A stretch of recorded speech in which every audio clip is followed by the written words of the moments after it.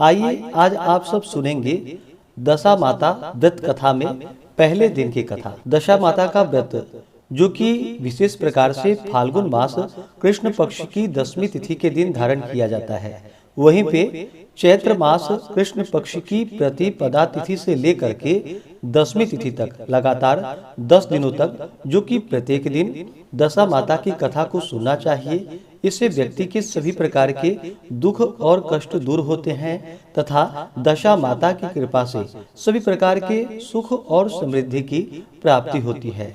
तो आइए सुनते हैं दशा माता व्रत कथा में पहले दिन की कथा।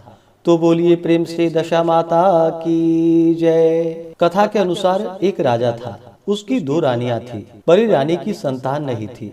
छोटी रानी के 2 पुत्र थे। राजा छोटी रानी और राजकुमार को बहुत प्यार करता था। बड़ी रानी छोटी रानी से ईर्ष्या करने लगी। बड़ी रानी राजकुमार के प्राण हर लेना चाहती थी। एक दिन राजकुमार खेलता खेलता बड़ी रानी के चौक में चला गया। बड़ी रानी ने राजकुमार के गले में एक काला सर्प डाल दिया। छोटी रानी दशा माता का व्रत करती थी।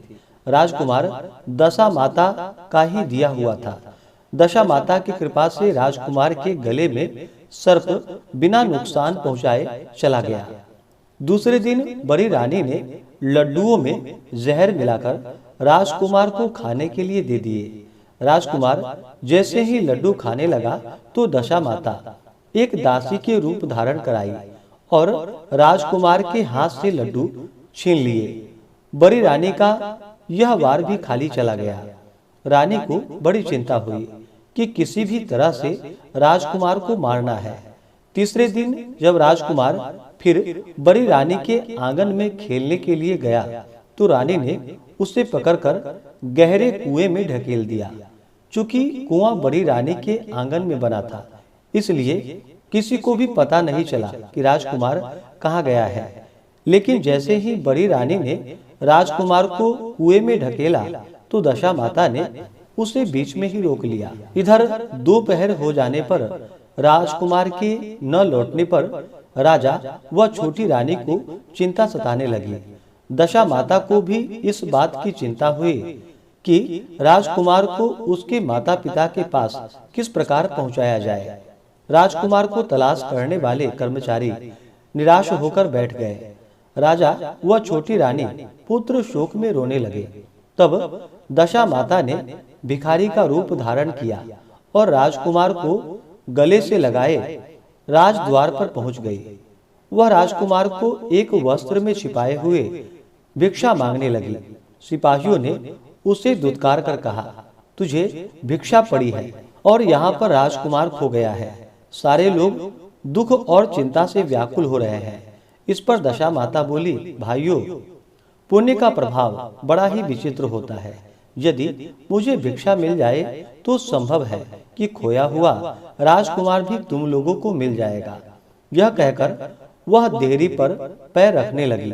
सिपाहियों ने उन्हें आगे बढ़ने से रोका। उसी समय दशा माता ने बालक का पैर वस्त्र से बाहर कर दिया। सिपाहियों ने समझा कि कुंवर उसके हाथों में है, इसलिए उसे अंदर जाने दिया। दशा माता कुंवर को लिए हुए भीतर चली गई। उसने राजकुमार को चौक में छोड़ दिया और वापस चली गई। परंतु रानी ने दशा माता रूपी भिखारी को देख लिया था। उसने कहा कि खड़ी रहो, और कौन हो तुम? तुमने 3 दिन मेरे बेटे को छुपा कर रखा है। तुमने ऐसा क्या किया? तुम्हें मेरे इस प्रश्न का उत्तर देना होगा। दशा माता उसी समय ठहर गई। उन्होंने बताया कि मैं तुम्हारे पुत्र की चोरी करने वाली नहीं हूँ। मैं तो तुम्हारी आराध्या देवी दशा माता हूँ। मैं तुम्हें सचेत करने आई हूँ कि बड़ी रानी तुमसे ईर्ष्या रखती है। वह तुम्हारे पुत्र के प्राण हर लेना चाहती है। एक बार उसने तुम्हारे पुत्र के गले में काला सर्प डाला था, जिसे मैंने भगाया। दूसरी बार उसने इसे विष के लड्डू खाने के लिए दिए थे, जिन्हें मैंने उसके हाथों से छीन लिया था। इस बार उसने तुम्हारे राजकुमार को अपने आंगन के कुएं में धक्का दे दिया और मैंने इसी बीच में ही रोक लिया था और इसकी रक्षा की। इस समय मैं भिखारी के वेश में तुम्हें सचेत करने आई हूँ। यह सुनकर छोटी रानी दशा माता के पैरों पर गिरकर क्षमा मांगने लगी। छोटी रानी विनीत भाव से बोली, हे माता, जैसी कृपा आपने मुझ पर दर्शन देकर करी है, मैं चाहती हूँ कि आप सदैव इस महल में निवास करें। मुझसे जो सेवा पूजा होगी मैं अवश्य ही करूंगी। इस पर दशा माता बोली, मैं किसी घर में नहीं रहती जो श्रद्धा पूर्वक मेरा ध्यान स्मरण करता है, मैं उसी के हृदय में निवास करती हूँ। मैंने तुम्हें साक्षात दर्शन दिए हैं, इसलिए तुम सुहागिनों को बुलाकर उन्हें यथाविधि आदर सत्कार के साथ भोजन कराओ और नगर में ढिंढोरा पिटवा दो कि सभी लोग मेरा डोरा ले और व्रत को करें। इतना कहकर दशा माता अंतर ध्यान हो गई।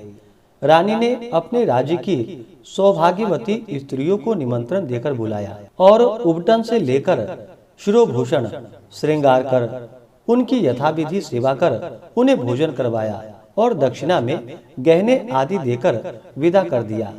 रानी ने अपने राज्य में ढिंढोरा पिटवा दिया कि अब से सब लोग दशा माता का डोरा लिया करे और इनका व्रत करे। तो बोलिए प्रेम से दशा माता की जय।